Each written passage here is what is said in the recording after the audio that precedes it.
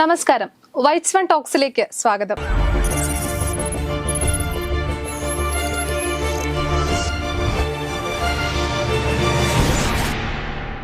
നമസ്കാരം. കൊല്ലം നഗരം ആകെ ചോപ്പണിഞ്ഞ് നിൽക്കുകയാണ്. പക്ഷേ CPM-ന്റെ സംസ്ഥാന റിപ്പോർട്ട് അത്ര കണ്ട് സുഖകരമായിട്ടുള്ള ഒരു കാര്യമല്ല പറയുന്നത്.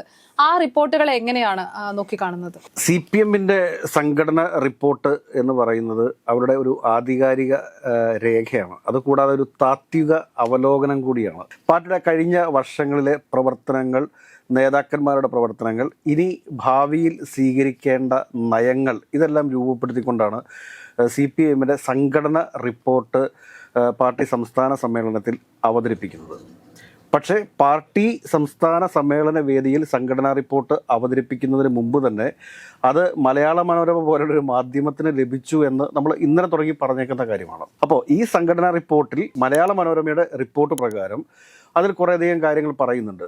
അതായത് മുഹമ്മദ് റിയാസ് മാധ്യമ വേട്ടയുടെ ഇരയാണെന്നും തോമസ് ഐസക്ക് അവൈലബിൾ സെക്രട്ടേറിയറ്റിൽ പങ്കെടുക്കുന്നതിൽ കുറച്ചുകൂടി ശ്രദ്ധ ചെലുത്തണമെന്നും KK ശൈലജ മികച്ച പ്രവർത്തനമാണ് കാഴ്ചവെക്കുന്നതെന്നും ഒക്കെയാണ് അതിൽ പറഞ്ഞു പോകുന്നത്. അതുകൂടാതെ ഇന്ന് ഇപ്പോൾ പുറത്തു വരുന്ന വാർത്ത എന്താണെന്ന് ചോദിച്ചു കഴിഞ്ഞാൽ MV ഗോവിന്ദനെതിരെ, പാർട്ടിയുടെ നിലവിലത്തെ സംസ്ഥാന സെക്രട്ടറി ആയിട്ടുള്ള MV ഗോവിന്ദനെതിരെ ശക്തമായ വിമർശനങ്ങൾ പാർട്ടി സമ്മേളന വേദിയിൽ ഉയരുന്നു എന്നുള്ളതാണ്. കാരണം അദ്ദേഹം കണ്ണൂറുകാരെ മാത്രമാണ് പദവികളിൽ നിയമിക്കുന്നത് എന്നുള്ള ഗുരുതരമായ ആരോപണമാണ് സമ്മേളന പ്രതിനിധികൾ ഉന്നയിച്ചുകൊണ്ടിരിക്കുന്നത്. അപ്പോൾ ഇന്ന് ഈ സമ്മേളന വേദിയിൽ ഒരു വിമർശനം ഉയർന്നു വരുമ്പോൾ, MV ഗോവിന്ദനെതിരെ ഒരു വിമർശനം ഉയർന്നു വരുമ്പോൾ നമ്മൾ മനസ്സിലാക്കേണ്ട ചില കാര്യങ്ങളുണ്ട്. ഒരു പക്ഷേ CPM-ന്റെ സംസ്ഥാന സെക്രട്ടറി ആയിട്ട് മറ്റാരോ വരാൻ വേണ്ടി പോകുന്നു. അതായത് MV ഗോവിന്ദന് സ്ഥാനചലനം ഉണ്ടാകുവാനുള്ള സാധ്യതകൾ മുമ്പിൽ കാണേണ്ടതുണ്ട്. അപ്പോൾ ഒരു പക്ഷേ അത് EP ജയരാജനിലേക്ക് തന്നെ ആയിരിക്കാം പാർട്ടിയുടെ സംസ്ഥാന സെക്രട്ടറി സ്ഥാനം പോകുന്നത് എന്ന് എനിക്ക് തോന്നുന്നു. അതെ, ഈ MV ഗോവിന്ദനെ പിണറായി പിന്തുണയ്ക്കുമോ ഇല്ലയോ എന്നൊരു ചോദ്യം തന്നെ പാർട്ടിക്കുള്ളിലുള്ളവർ തന്നെ ഉന്നയിച്ചതായിട്ട് പറയുന്നുണ്ടായിരുന്നു. കാരണം എന്താണെന്ന് ചോദിച്ചു കഴിഞ്ഞാൽ ഇപ്പോൾ എല്ലാവർക്കും അറിയാവുന്ന പരസ്യമായ ഒരു രഹസ്യമാണ് ഈ PV അൻവർ മുഖ്യമന്ത്രിക്കെതിരെ വരുവാനായിട്ടുള്ള പ്രധാനപ്പെട്ട ഒരു കാരണം എന്ന് പറഞ്ഞു കഴിഞ്ഞാൽ അത് MV ഗോവിന്ദന്റെ പിന്തുണയാണ്.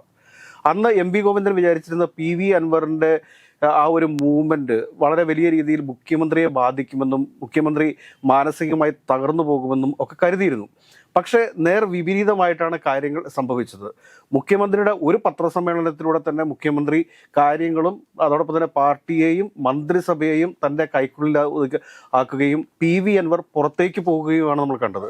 അതുവരെ PV അൻവറിനെ കാണാനും സംസാരിക്കാനും ഒക്കെ താല്പര്യം പ്രകടിപ്പിച്ചിരുന്ന MV ഗോവിന്ദൻ ഒരു സുപ്രഭാതത്തിൽ പൂർണ്ണമായിട്ടും PV അൻവറെ വിട്ട് മുഖ്യമന്ത്രിയുടെ പക്ഷത്തേക്ക് മാറുന്ന ഒരു കാഴ്ച നമ്മൾ കണ്ടതാണ്. നിലനിൽപ്പുള്ളിടത്തേക്ക് ഈ പാർട്ടിയുടെ ഈ CPM-ന്റെ സംഘടന റിപ്പോർട്ട് എന്നൊക്കെ പറയുമ്പോൾ അത് ഒരുപാട് വൈരുദ്ധ്യങ്ങൾ നിറഞ്ഞതാണ്. നമ്മൾ കുറച്ച് പിറകിലേക്ക് പോകുകയാണെങ്കിൽ, അതായത് CPM പലപ്പോഴും വൈക്കം സത്യാഗ്രഹത്തിൻ്റെ ഒക്കെ അവകാശവാദമൊക്കെ ആയിട്ട് വരാറുണ്ട്. 1924 വൈക്കം സത്യാഗ്രഹം നടന്നിട്ടുള്ളത്. മാറുമറയ്ക്കൽ സമരത്തിൻ്റെ ഒക്കെ അവകാശവാദവുമായിട്ട് വരാറുണ്ട്. പക്ഷേ 1964 മാത്രമാണ് ഈ CPIM ഇന്ത്യയിൽ രൂപം കൊണ്ടത് എന്നുള്ള ചരിത്ര യാഥാർത്ഥ്യം മനസ്സിലാക്കാതെയാണ് CPM-ന്റെ ഇതുപോലുള്ള അവകാശവാദങ്ങൾ എന്നുള്ളത് മനസ്സിലാക്കണം. അതുകൊണ്ട് CPM-ന്റെ കുറേ അധികം ആളുകൾ, അതായത് ഈ പറഞ്ഞ MV ഗോവിന്ദനെ പോലെയും EP ജയരാജനെ പോലെയും P ജയരാജന്, MV ജയരാജൻ, ഇങ്ങനെയുള്ള കുറേ ബുദ്ധിജീവികൾ കൂടിയിരുന്നു കൊണ്ട് തങ്ങളുടെ സഖാക്കന്മാരെ വിശ്വസിപ്പിച്ചെടുക്കാൻ വേണ്ടിയിട്ട് ഉണ്ടാക്കിയെടുക്കുന്ന ഒരു കഥ മാത്രമായിരിക്കും ഈ സംഘടനാ റിപ്പോർട്ട് എന്ന് പറയാതിരിക്കാൻ വയ്യ. അതാണ് ചരിത്ര സത്യം എന്ന് പറയുന്നത്. കാരണം CPM ആണ് എല്ലാ നവോത്ഥാന സമരങ്ങളുടെയും അവകാശികൾ എന്നൊക്കെ ഇവർ അവകാശപ്പെടുമ്പോഴും കേരളത്തിൽ ഒരു നവോത്ഥാന സമരങ്ങൾക്കും CPM നേതൃത്വം കൊടുത്തിട്ടില്ല എന്നുള്ള യാഥാർത്ഥ്യം നമ്മൾ മനസ്സിലാക്കണം. കാരണം CPM കേരളത്തിൽ നടത്തിയിട്ടുള്ള സമരങ്ങൾ എന്ന് പറഞ്ഞു കഴിഞ്ഞാൽ ഈ നാടിൻ്റെ വികസനത്തെ തടഞ്ഞു നിർത്തക്കത്തക്ക രീതിയിലുള്ള സമരങ്ങളെ നടത്തിയിട്ടുള്ളൂ എന്ന് മനസ്സിലാക്കുക. അതേസമയം AKGയെ പോലെയുള്ള പ്രഗത്ഭരായിട്ടുള്ള നേതാക്കന്മാർ ഉണ്ടായിരുന്ന സമയത്ത് കർഷകർക്ക് വേണ്ടിയിട്ടും കർഷക തൊഴിലാളികളുടെ അവകാശങ്ങൾക്ക് വേണ്ടിയിട്ടും ഒക്കെ ഒരുപാട് സമരങ്ങൾ നടന്നിട്ടുണ്ട്. പുന്നപ്ര വയലാർ സമരങ്ങളൊക്കെ നടന്നിട്ടുണ്ട്. കർഷകരുടെ അവകാശങ്ങൾക്ക് വേണ്ടിയിട്ടുള്ള സമരങ്ങളൊക്കെ നടന്നിട്ടുണ്ട്. പക്ഷേ അതിനുശേഷം നിലവിൽ ഉള്ള CPIM എന്ന് പറയുന്നത് ഒരു നവോത്ഥാന സമരങ്ങളുടെയും അവകാശം ഇല്ലാത്തൊരു രാഷ്ട്രീയ പാർട്ടിയാണ് എന്ന് നമ്മൾ മനസ്സിലാക്കണം. 1964 ശേഷം മാത്രമാണ് ഈ പാർട്ടി വളർന്നിട്ടുള്ളത്. ഈ പാർട്ടി ഈ കേരളത്തിൽ വന്നത്. കേരളത്തിലല്ല ഇന്ത്യയിൽ തന്നെ പിളർന്നത്, അതായത് CPI നിന്നും പിളർന്നാണ് CPM ഉണ്ടാകുന്നത് എന്നുള്ള യാഥാർത്ഥ്യം നമ്മൾ മനസ്സിലാക്കുക. പക്ഷേ ഇവിടുത്തെ സാധാരണക്കാരായിട്ടുള്ള പാർട്ടി സഖാക്കളോട് പറയുന്നതും ഇവരുടെ വിപ്ലവ ഗാനങ്ങളിലും എല്ലാം മുഴങ്ങി കേൾക്കുന്നത് ഇവിടുത്തെ അടിമത്തത്തിൽ നിന്ന് മോചിപ്പിച്ചതും ഇവിടുത്തെ സാധാരണക്കാരായിട്ടുള്ള ആളുകളെ അടിമത്തത്തിൽ നിന്ന് മോചിപ്പിച്ചതും മാറുമറയ്ക്കൽ സമരവും അതോടെ വൈക്കം സത്യാഗ്രഹം ഉൾപ്പെടെയുള്ള നവോത്ഥാന സമരങ്ങളുടെ എല്ലാം പിൻതലമുറക്കാർ CPM-കാരാണ് എന്നുള്ള രീതിയിലാണ് പറഞ്ഞു വരുന്നത് എന്ന വസ്തുതയിൽ നിന്നുകൊണ്ട് വേണം നമ്മൾ CPM-ന്റെ സംസ്ഥാന സംഘടനാ റിപ്പോർട്ടിനെ കാണാൻ. അതുപോലെയുള്ള എന്തെങ്കിലുമൊക്കെ കാര്യങ്ങളെ ഇനിയും ഇവർ പറയാൻ പോകുന്നുള്ളൂ. ഇനി വരാൻ പോകുന്ന ഇലക്ഷനെ കുറിച്ച് ഇവർ കുറേയധികം കാര്യങ്ങൾ പറയുന്നുണ്ട്. 50% വോട്ട് നേടി CPM അടുത്ത തവണ അധികാരത്തിൽ വരുമെന്നൊക്കെയാണ് ഇവരുടെ ഒരു അവകാശവാദം. പക്ഷെ അതൊക്കെ എത്രത്തോളം പ്രാക്ടിക്കലി നടത്താൻ സാധിക്കുമെന്ന് നമുക്ക് അറിഞ്ഞുകൂടാ. ഈ തുടർഭരണം എന്ന് പറയുമ്പോഴും MA ബേബി പറയുന്നുണ്ട് അത് അത്ര എളുപ്പമാണെന്നുള്ള തരത്തിലല്ല പുള്ളി പറയുന്നത്. ജനങ്ങളുടെ പിന്തുണ വേണം എന്ന് പറയുന്നു. അപ്പോൾ ഈ തുടർഭരണം എന്നുള്ളൊരു ടാഗ് ലൈൻ ജനങ്ങൾക്ക് മേൽ അടിച്ചേൽപ്പിക്കാൻ ഈ സർക്കാർ ശ്രമിക്കുന്നതായിട്ട് തോന്നിയിട്ടുണ്ടോ? കാരണം ഒരു ട്രെൻഡ് സെറ്റ് ചെയ്യുക എന്ന് പറയും. അതായത് ഈ എല്ലാ ഇലക്ഷനുകളുടെയും അവസാന ദിവസം ഉണ്ടാകുന്ന കലാശക്കൊട്ടുണ്ട്. ഈ കലാശക്കൊട്ടിൽ ഏകദേശം ഒരു പെർസെൻറ്റേജ് വോട്ട് ആ കലാശക്കൊട്ടിനെ ഡിപ്പെൻഡ് ചെയ്തുകൊണ്ടാണ് വോട്ട് ചെയ്യുന്നത്. ആര് ജയിക്കും എന്നുള്ളൊരു പ്രതീതി. അതായത് അടുത്ത പ്രാവശ്യവും LDF തന്നെ അധികാരത്തിലേക്ക് വരാൻ പോകുന്നു എന്നുള്ള ഒരു പച്ചക്കള്ളം ജനങ്ങളുടെ മേൽ അടിച്ചേൽപ്പിക്കാൻ ശ്രമിക്കുകയാണ്. അതിന് കേരളത്തിലെ ചില മാധ്യമങ്ങളും കൂടുന്നുണ്ട് എന്നുള്ള യാഥാർത്ഥ്യം നമ്മൾ മനസ്സിലാക്കുക. കാരണം പലപ്പോഴായിട്ട് പറയുകയാണ് മൂന്നാം പിണറായി സർക്കാർ. എന്നാൽ ഇവിടെയുള്ള യാഥാർത്ഥ്യം എന്താണ്? ഇവിടെയുള്ള യാഥാർത്ഥ്യത്തെക്കുറിച്ചാണ് ഇന്ന് MA ബേബി സംസാരിച്ചിട്ടുള്ളത്. അദ്ദേഹം എന്താണ് പറഞ്ഞത്? ജനങ്ങൾ ആർക്ക് വോട്ട് ചെയ്യും എന്നതിനെ ഡിപ്പെൻഡ് ചെയ്തിരിക്കും മൂന്നാം ഒരു മന്ത്രിസഭ LDF രൂപീകരിക്കണോ വേണ്ടയോ എന്നുള്ള കാര്യം. അപ്പോൾ LDF-ന് ഒരു മൂന്നാം മന്ത്രിസഭ വരണം എന്നുണ്ടെങ്കിൽ ജനങ്ങളുടെ പ്രശ്നങ്ങളിൽ ഇടപെട്ട് ജനങ്ങൾക്കൊപ്പം നിന്ന് പ്രവർത്തിച്ചാൽ മാത്രമേ അടുത്ത തവണ വീണ്ടും അധികാരത്തിൽ എത്താൻ വേണ്ടിയിട്ട് സാധിക്കത്തുള്ളൂ. അത് കൂടാതെ തന്നെ ഇവരുടെ CPM-ന്റെ സംഘടനാ റിപ്പോർട്ടിൽ തന്നെ പറയുന്നു ജനങ്ങളുമായിട്ടുള്ള ബന്ധം ഇവരൊക്കെ നഷ്ടപ്പെട്ടിരിക്കുന്നു. പല ആളുകളും അതായത് അനുഭാവികളുമായിട്ട് പോലും മേൽഘടകങ്ങളിലുള്ള സഖാക്കന്മാർ ബന്ധം പുലർത്തുന്നില്ല എന്ന രീതിയിലുള്ള സംഘടനാ റിപ്പോർട്ടാണ് പുറത്തു വന്നിരിക്കുന്നത്. അത് ജനങ്ങളിൽ നിന്നും CPM-ന്റെ നേതാക്കന്മാർ അകന്നു എന്നുള്ളതാണ് വാസ്തവം. കച്ചവടങ്ങളിലേക്കും അതോടൊപ്പം തന്നെ സാമ്പത്തിക സ്രോതസ്സുകൾ വർദ്ധിപ്പിക്കുന്നത് കൂടുതലായിട്ടുണ്ട്. റിയൽ എസ്റ്റേറ്റ് പോലുള്ള കാര്യങ്ങളിലേക്ക് നേതാക്കന്മാർ തിരിഞ്ഞിട്ടുണ്ടെന്നുള്ള തരത്തിലൊക്കെ റിപ്പോർട്ടിൽ പരാമർശിക്കുന്നുണ്ട്. തീർച്ചയായിട്ടും. അപ്പോൾ അങ്ങനെ ഈ അധികാരത്തിലേക്കും പണസമ്പാദനത്തിലേക്കും ഒക്കെ CPM-ന്റെ സഖാക്കന്മാർ നീങ്ങുന്ന സമയത്ത് അവർ ജനങ്ങളിൽ നിന്ന് അകലുകയാണ് ചെയ്യുന്നത്. കേരളത്തിലെ പല സ്ഥലങ്ങളിലും ഇപ്പോൾ വട്ടിപ്പലിശയ്ക്ക് പണം കടം കൊടുക്കുന്നത് സഖാക്കന്മാരാണെന്നുള്ള യാഥാർത്ഥ്യം കൂടി നമ്മൾ ഈ അവസരത്തിൽ കാണാതെ പോകരുത്.